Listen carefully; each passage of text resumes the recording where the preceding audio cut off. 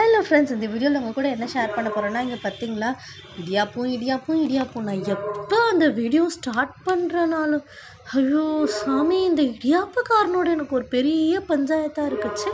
சரி, இந்த வீடியோவில் நம்ம கூட என்ன ஷேர் பண்ண போகிறோன்னா, ஸ்க்ரூ ட்ரைவர் அப்புறம் டெஸ்டர் இதெல்லாம் எதுவுமே இல்லாமல் நான் எவ்வளோ அழகாக என் ஃபேனை கலட்டி தட்டி மாட்டி தொடச்சி தடவி இதெல்லாம் பண்ணுன்றது தான் ஷேர் பண்ண போகிறேன். ஒன்றுமே இல்லை ஃப்ரெண்ட்ஸ், அந்த மேலே அந்த ரிங்கு மாதிரி இருக்குது பார்த்தியா, அதை லைட்டாக தட்டி விட்டேன், அவ்வளோதான்.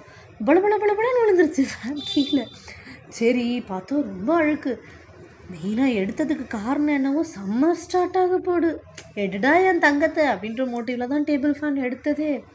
அப்புறம் பார்த்தா என்ன அழுக்கு, ரொம்ப நாளாக யூஸ் பண்ணாமல் வச்சுட்டு இருந்தோமா.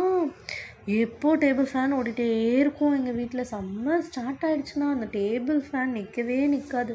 ஏசி போட்டாலும் டேபிள் ஃபேன் ஓடும். அது என்னோ தெரில, அந்த டேபிள் ஃபேன் மேலே அவ்வளோ பைத்தியம் நாங்கள். அதான் சரி க்ளீன் பண்ணி வச்சிடலாம். ஏன்னா இப்போ ஸ்டார்ட் ஆகிடுச்சுல, ஃபெப்ரு மார்ச்லேயே மைல்டாக இன்க்ரீஸ் ஆகிடுச்சு. இப்போலே சின்னவளுக்கெல்லாம் மண்டை வேர்க்க ஆரம்பிச்சிருச்சு, தூங்க மாட்றான்றா.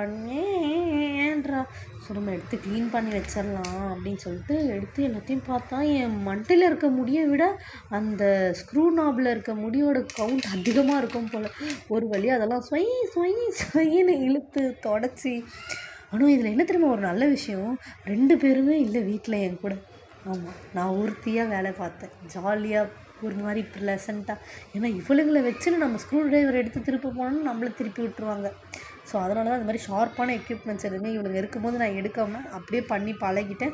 இப்போவும் அப்படியே பண்ணிட்டேங்க. பாருங்கள், ஃபுல்லாக ஒரு ஸ்க்ரப்பர் வச்சு லைட்டாக தேய்ச்சிட்டு அதுக்கப்புறமா ஈரத்துணி வச்சு நல்லா தொடன்னு ஃபுல்லாக தொடச்சிட்டு ஃபேனோட ring, front steel, second steel, அது 3 ரிங்குமே வந்துட்டு நம்ம தண்ணி போட்டு நல்லா கழுவிட்டாலே அந்த டஸ்ட்டு போடும். அதெல்லாம் உட்காந்து ப்ரெஷ்ஷை வச்சு தட்டிக்கிட்டெல்லாம் ஃபுல்லாக டஸ்ட்டு ஆக்கிக்க வேண்டாம்.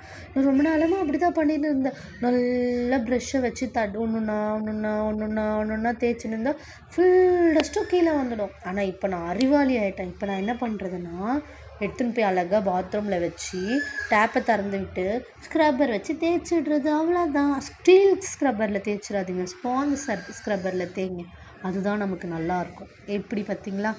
அப்புறம் என்ன, ஆஸ் யூஷுவல் பின்னாடி மண்டையில் பின்னாடி அந்த ரிங்கை போட்டுட்டு அதுக்கப்புறம் அந்த ஸ்க்ரூவை போட்டு, இது எனக்கு மட்டும்தான் அந்த பிரச்சனை வருமா இல்லை எல்லாருக்கும் அந்த பிரச்சனை வருமானு தெரியல. எல்லாம் கரெக்டாக போடுற நேரத்தில் ஏதாவது ஒன்று பிரச்சனை வரும். எனக்கு அது ஸ்க்ரூ டைட் பண்ணுறதுக்கும் லூஸ் பண்ணுறதுக்குமே தெரிய மாட்டேங்குது.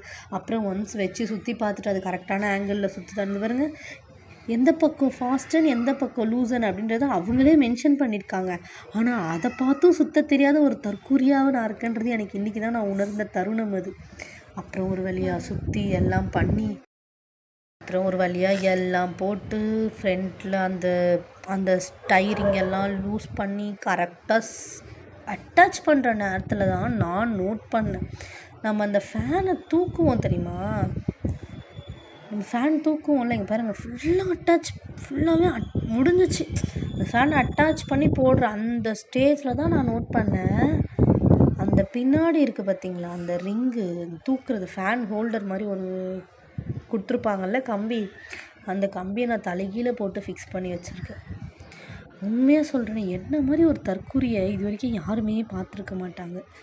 அப்புறம் என்ன, திருப்பியும் கோட்டை அழிச்சிட்டு முதல்லேருந்து ஃபஸ்ட்லேருந்து எல்லாத்தையும் கலட்டு திருப்பியும் மாட்டி ஃபுல்லாக செக் பண்ணி உட்கார வச்சா அந்த ரிங்கில் அந்த ரிங்கில் ஒழுங்காக செட் ஆகலை.